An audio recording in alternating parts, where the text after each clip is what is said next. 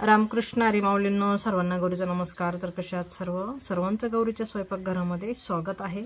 आज आपण बनवतोय फुटाण्यापासून लाडू। तर लाडू बघा किती छान असे मस्त मऊसूत असे लाडू झालेले आहे। एकच नंबर असे लाडू होत आहेत ते। या दिवसामध्ये लाडू खूप स्वादिष्ट आणि चविष्ट लागतात। मुलांसाठी आहार सुद्धा होतो, हे पौष्टिक सुद्धा आहे। थंडीमध्ये गरमी सुद्धा देतात, आतून गरमी देतात, एवढे छान असे मस्त लाडू बनवलेले आहे। तर चला वेळ वाया न घालवता रेसिपीला सुरुवात करूया।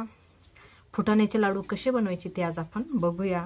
एकदम स्वादिष्ट आणि एकदम छान असे लाडू होतात मस्तपैकी। पौष्टिक लाडू बनवण्यासाठी आपण इथे सर्व साहित्य काढून घेतलेले आहे। इथे खोबरं घेतलेले आहे, 1 किलो खोबरं घेतलेले आहे। पावशेर फुटाणे घेतलेले आहे। फुटाण्याचं पूर्ण गबळ काढून घ्यायचं आहे। हावरी छान भाजून घ्यायची आहे। 1 वाटी हावरी घेतलेली आहे। हावरी छान भाजून घेतलेली आहे खरपूस। त्याच्यानंतर अर्धा किलो गूळ घ्यायचा आहे। 1 वाटी शेंगदाणे घ्यायचे। सर्व छान मस्त बारीक दळून घेऊया। इथे थोडं थोडं सर्व साहित्य घेऊन आपल्याला बारीक दळून घ्यायचं आहे।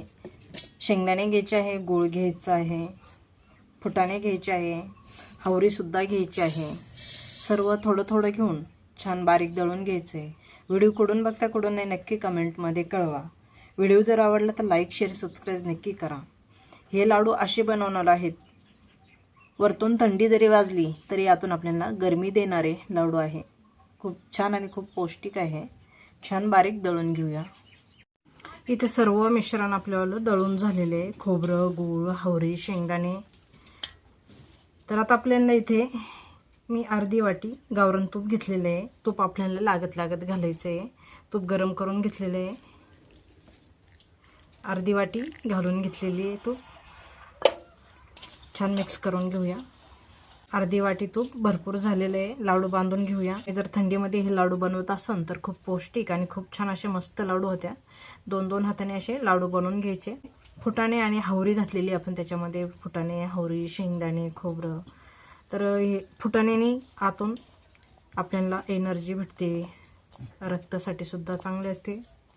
हावरी पण हाडांसाठी चांगली असते।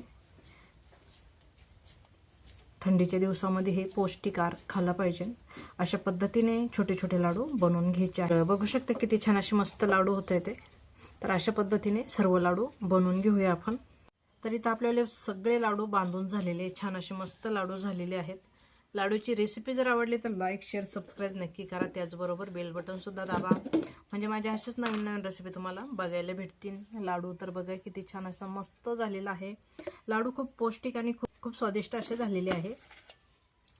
तुम्ही जर बनवले, एकदा बनवले तर कायम बनवून खाणार असे मस्त लाडू झालेले आहे। तर इथं आपण डब्यामध्ये स्टोअर करून आपण महिना ते 1.5 महिना आपण खाऊ शकतो। पण महिनाभर नाही, 15 दिवसात नाही, 8 दिवसामध्ये आमच्याकडे लाडू संपून जाणार। अशा पद्धतीने आपल्याला लाडू झालेले आहे। रेसिपी जर आवडली तर लाईक शेअर सबस्क्राईब नक्की करा। त्याचबरोबर बेल बटन सुद्धा दाबा, म्हणजे माझ्या अशाच नवीन नवीन रेसिपी तुम्हाला बघायला भेटतील। तर चला आजच्यासाठी धन्यवाद। भेटूया एका पुढच्या नवीन रेसिपीमध्ये। तोपर्यंत छान राहा, मस्त राहा, खुश राहा। अशा पद्धतीने लाडू नक्की बनवून बघा। धन्यवाद।